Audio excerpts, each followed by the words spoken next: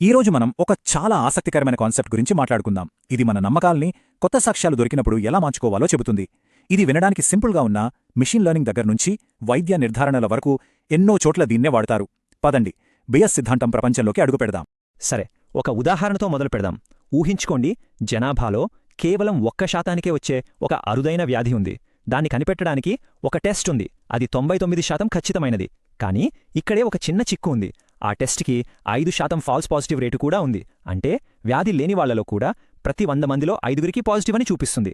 ఇప్పుడు అసలు ప్రశ్న ఏంటంటే, ఒకవేళ ఒక వ్యక్తికి టెస్ట్లో పాజిటివ్ అని వస్తే అతనికి నిజంగా ఆ వ్యాధి ఉండే అవకాశం ఎంత? చాలామంది వెంటనే 90%, 95% అనుకుంటారు. కానీ ఆశ్చర్యకరంగా నిజమైన సంభావ్యత కేవలం 16.6% మాత్రమే. ఏంటి, 99% ఖచ్చితమైన టెస్ట్ కదా, మరి 16.6% ఏంటి అనిపిస్తోందా? ఈ నంబర్ వెనుకున్న లాజిక్ ఏంటో అర్థం చేసుకుంటేనే మనకు బేసియన్ ఆలోచన విధానం పవర్ ఏంటో తెలుస్తుంది. అయితే అసలు ఈ 16.6% అనే నంబర్కి ఎలా వచ్చాం?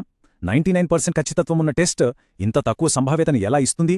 సమాధానం బేయస్ సిద్ధాంతంలో ఉంది. కొత్త సాక్ష్యం దొరికినప్పుడు మన పాత నమ్మకాలను ఎలా అప్డేట్ చేసుకోవాలో చెప్పే ఒక పద్ధతి ఇది. బేయస్ సిద్ధాంతం అంటే ఏదో పెద్ద ఫార్ములా అనుకోవద్దు. ఇది చాలా సింపుల్, మన ఆలోచనా విధానం లాంటిదే. ఉదాహరణకు, ఆకాశంలో నల్ల మబ్బులు చూశామనుకోండి, వర్షం పడొచ్చు అని మన అంచనాని మార్చుకుంటాం కదా.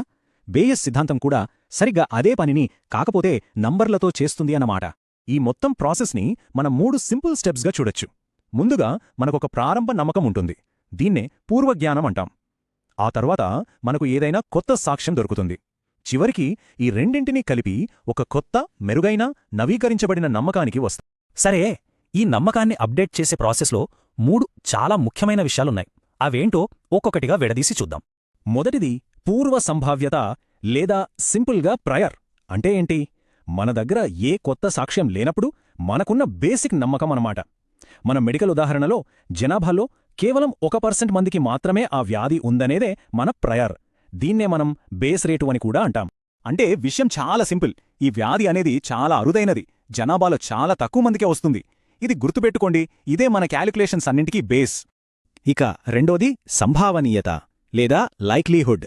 మన నమ్మకం నిజమైతే ఈ సాక్ష్యం రావడానికి ఎంత ఛాన్స్ ఉంది అని చెప్పేదే లైక్లీహుడ్. మన ఉదాహరణలో చెప్పాలంటే, ఒక వ్యక్తికి నిజంగా వ్యాధి ఉంటే టెస్ట్ పాజిటివ్ అని రావడానికి 99% అవకాశం ఉంది కదా, అదే లైక్లీహుడ్ అనమాట. సో మన సాక్ష్యం ఎంత బలంగా ఉంది, ఎంత నమ్మదగినది అనేది చెబుతోంది. అంటే ఆ టెస్ట్ వ్యాధి ఉన్నవాళ్లని కరెక్ట్గా గుర్తించడంలో ఎంత సమర్థవంతంగా పనిచేస్తోంది అనేది ఇది సూచిస్తోంది. ఇక ఫైనల్గా మూడోది పరాంతర సంభావ్యత, లేదా పోస్టీరియర్. ఇదే మనకు కావాల్సిన ఫైనల్ ఆన్సర్. మన పాత నమ్మకాన్ని, కొత్త సాక్ష్యాన్ని రెండింటినీ కలిపిన తర్వాతొచ్చే కొత్త అప్డేటెడ్ నమ్మకం అనమాట. మన ఉదాహరణలో పోస్టీరియర్ ప్రాబబిలిటీ ఏం చెబుతుందంటే, టెస్ట్ పాజిటివ్ వచ్చింది కదా, ఇప్పుడు ఆ వ్యక్తికి నిజంగా వ్యాధి ఉండే ఛాన్స్ ఎంత అనే ప్రశ్నకు సమాధానమిస్తుంది. ఇది మన స్టార్టింగ్ బేస్ రేట్ని టెస్ట్ రిజల్టుతో కలుపుతుంది. సరే, ఇప్పుడు మన దగ్గర అన్నీ ఉన్నాయి. ప్రయర్ ఉంది, లైక్లీహుడ్ ఉంది. ఇక పోస్టీరియర్ని లెక్కబెట్టడమే తరువాయి. మనం మొదట్లో వేసుకున్న ఆ పజిల్ని ఇప్పుడు సాల్వ్ చేద్దాం. చూడడానికి ఫార్ములాలా ఉన్నా దీని వెనకున్న ఐడియా చాలా సింపుల్. పోస్టీరియర్ కావాలంటే లైక్లీహుడ్ని ప్రయర్తో మల్టిప్లై చేసి అసలు ఆ సాక్ష్యం రావడానికున్న మొత్తం సంభావ్యతతో డివైడ్ చేయాలి. పదండి, అసలు నంబర్స్ వేసి చూస్తే మనకు క్లియర్గా అర్థమవుతుంది. ఇక్కడే మనకు అసలు ట్విస్ట్ అర్థమవుతుంది. చూడండి, పాజిటివ్ టెస్ట్ రిజల్ట్ రావడానికి 2 దారులున్నాయి. ఒకటి, నిజంగా వ్యాధి ఉండి పాజిటివ్ రావడం, దీన్ని ట్రూ పాజిటివ్ అంటాం. రెండోది, వ్యాధి లేకపోయినా పాజిటివ్ రావడం, దీన్ని ఫాల్స్ పాజిటివ్ అంటాం. జనాభాలో 99% మంది ఆరోగ్యంగా ఉన్నారు కాబట్టి ఆ ఫాల్స్ పాజిటివ్ల సంఖ్య ట్రూ పాజిటివ్ల కన్నా చాలా ఎక్కువగా ఉంటుంది. సో ఇప్పుడు మనం ఏం చేయాలంటే, నిజమైన పాజిటివ్ల సంఖ్యను మొత్తం పాజిటివ్లతో, అంటే ట్రూ పాజిటివ్స్ ప్లస్ ఫాల్స్ పాజిటివ్స్తో భాగించాలి. అప్పుడు మనకు అసలు సంభావ్యత తెలుస్తుంది. అంటే వచ్చిన పాజిటివ్స్లో నిజమైనవి ఎన్ని అనే లెక్క ఇది. చూసారా, ఫైనల్ ఆన్సర్ 16.6% మాత్రమే. ఎందుకింత తక్కువ వచ్చింది? ఎందుకంటే అసలు ఆ వ్యాధే చాలా అరుదైనది. మన స్టార్టింగ్ పాయింట్, అంటే మన ప్రయర్ ప్రాబబిలిటీ చాలా తక్కువగా ఉంది. అందుకే ఎంత ఖచ్చితమైన టెస్ట్ అయినా ఫైనల్ ప్రాబబిలిటీ మనం ఊహించిన దానికన్నా తక్కువగానే ఉంటుంది. మన బేస్ రేట్ ఎంత ఇంపార్టెంటో ఇక్కడే తెలుస్తుంది. అయితే ఈ బేసియన్ థింకింగ్ కేవలం ఇలాంటి మెడికల్ ప్రాబ్లమ్స్కే కాదు, మనం రోజూ వాడే టెక్నాలజీలో కూడా ఇది చాలా ముఖ్యమైన పాత్ర పోషిస్తుంది. ఉదాహరణకు, మన ఈమెయిల్ ఇన్బాక్స్లోకొచ్చే స్పామ్ మెయిల్స్ని ఫిల్టర్ చేయడంలో. చూడండి, మనం మెడికల్ డయాగ్నోసిస్కి వాడిన అదే లాజిక్ని ఇక్కడ కూడా అప్లై చేయొచ్చు. అక్కడ రోగికి వ్యాధి ఉంది అనేది మన హైపోథెసిస్ అయితే, ఇక్కడ ఈమెయిల్ స్పామ్ అనేది హైపోథెసిస్. అక్కడ టెస్ట్ పాజిటివ్ రావడం సాక్ష్యం అయితే, ఇక్కడ ఈమెయిల్లో ఫ్రీ, ఆఫర్ లాంటి పదాలు ఉండటం సాక్ష్యం.